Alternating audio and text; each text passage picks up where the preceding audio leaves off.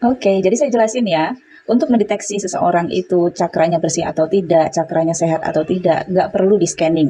Istilah scanning itu dari sisi spiritual membaca ya, nggak perlu. Tapi cukup dengan pengetahuan tentang cakra. Di dalam tubuh manusia ada 7 cakra. Yang pertama adalah cakra dasar atau muladhara cakra. Ciri-ciri cakra dasar yang kotor tidak bisa mengendalikan nafsunya. Ciri-ciri cakra dasar yang kotor itu tidak bisa mengendalikan nafsunya terhadap lawan jenis atau terhadap sesama jenis. Ini adalah cakra dasar pondasi fisik manusia. Sulit mengendalikan libidonya.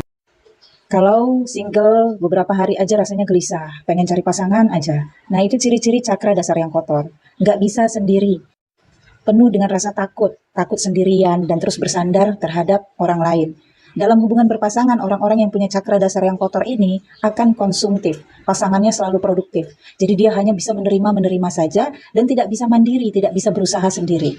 Kemudian cakra pusar atau manipura cakra, letaknya di pusar. Ciri-ciri cakra pusar yang kotor memiliki rasa kecemasan, apalagi kalau tidak ada makanan, tidak ada uang, selalu gelisah, nggak bisa tidur malam. Bukan karena jam tidurnya, tetapi karena memang gelisah, merasa tidak tenang hidupnya, dan selalu traumatik dengan alasan-alasan yang dicari-cari. Bisa menyebabkan stres, depresi, delusion. Kemudian cakra jantung, dan cakra jantung ini letaknya di tengah-tengah, yaitu solar cakra yang saya sebutkan. Ciri-ciri orang yang punya solar cakra yang kotor, punya sifat iri, dan tidak senang melihat orang lain berkarya, berkreasi, menebar kebencian. Dia akan selalu merasa terpuaskan kalau kebenciannya itu terluapkan. Nah, biasanya ini didasari karena luka di dalam kehidupannya, karena marah dengan Sang Pencipta, marah dengan takdirnya. Kenapa orang lain bisa bahagia, kenapa orang lain bisa berkarya sementara dirinya tidak bisa? Maka dia akan menunjukkan dengan sikap-sikap ngejudge, menebar kebencian atau pembulian. Intinya agar orang lain.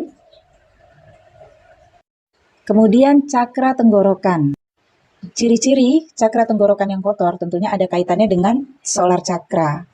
Bagaimana seseorang itu mengungkapkan kata-katanya, berbicara, tidak bisa menyaring kata-katanya, itu adalah ciri-ciri cakra tenggorokan yang kotor dan bisa menyebabkan penyakit-penyakit yang terkait dengan tenggorokan. Kemudian cakra mata ketiga yang letaknya di sini atau cakra ajna. Ciri-ciri cakra ajna yang kotor selalu berpikiran negatif, overthinking, tidak objektif. Selalu melihat dari cara pikirnya saja atau pengetahuannya saja, tidak menghargai pengetahuan orang lain. Selalu berpikiran dirinya benar dan tidak mau belajar untuk hal-hal yang baru, tidak mau juga menerima ilmu pengetahuan baru, tidak siap terhadap perubahan, tidak siap dengan penderitaan. Tidak tahan terhadap penderitaan, berpikiran negatif tentang penderitaan, dan selalu ngejudge situasi, keadaan, dan lingkungannya, bahkan juga terkadang ngejudge dirinya sendiri. Nah, orang-orang ini biasanya sulit untuk mendapatkan kebahagiaan di dalam kehidupannya, tidak bisa mengafirmasikan rezeki untuk datang, karena penuh dengan rasa kecemasan dan ketakutan yang ada di dalam pikirannya. Orang-orang yang punya cakra ajna yang kotor juga sering dikendalikan oleh pikirannya sendiri. Kemudian cakra mahkota yang letaknya di ubun-ubun. Orang-orang yang punya cakra mahkota yang kotor ini biasanya sulit untuk menerima energi positif dari orang lain. Kepalanya sering pusing gitu kalau menerima saran dari orang lain. Terkait juga dengan cakra mata ketiga, sulit untuk menerima pengetahuan ilmu baru, sulit untuk mempelajari sesuatu yang baru. Dan ini letak cakra mahkota, kalau kotor tidak akan bisa afirmasi. Jadi kalau misalnya seseorang itu ingin afirmasi kekayaan, afirmasi rezeki atau berdoa ya, kalau doa itu kan tangan seperti ini, tapi sebenarnya bukan di sini kunci doanya, tapi di sini, di cakra mahkota yang terhubung dengan spirit Sang Pencipta. Nah, kalau ini tersumbat dan kotor, doanya nyangkut sayang di tiang tower.